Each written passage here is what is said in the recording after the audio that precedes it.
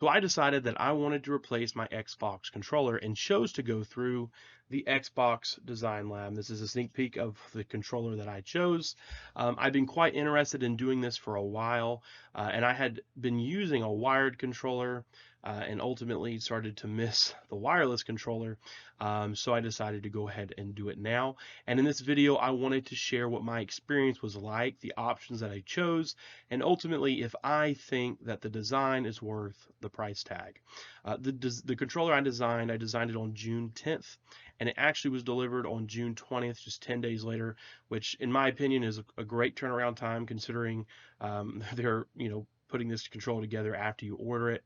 And so I thought that was pretty expedient. The process is very straightforward, beautiful website design, very easy to use.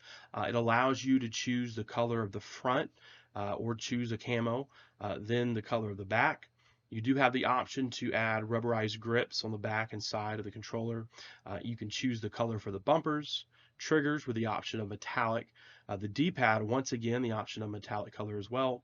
The color of thumbsticks, the ABXY buttons, and view and menu and share buttons. And finally, you can add an engraving, such as your gamer tag or maybe a saying. And I did choose to do that. The base price is $69.99 and goes up from there depending on the add-ons that you choose for your controller. Ultimately, my total came out to $87.96 with the options that I chose. My selection are as follows. You'll see it on the screen. I chose the Storm Gray front, Robot White Black. I did not select any rubberized grips. I chose the Pulse Red bumpers, the metallic Pulse Red triggers, metallic Pulse Red D-pad, the Robot White thumbsticks, black on white ABXY buttons, the black on white view, menu, and share buttons. And finally, I did choose to have my gamer tag engraved. The Saxman, I left out my number 418. The controller turned out great in my opinion. Once again, as you can see, I think it is a fantastic controller, but it is an Xbox controller. There's not extra features. It's not pay to win, I guess, but it's cool. You get to make it look how you want it to look.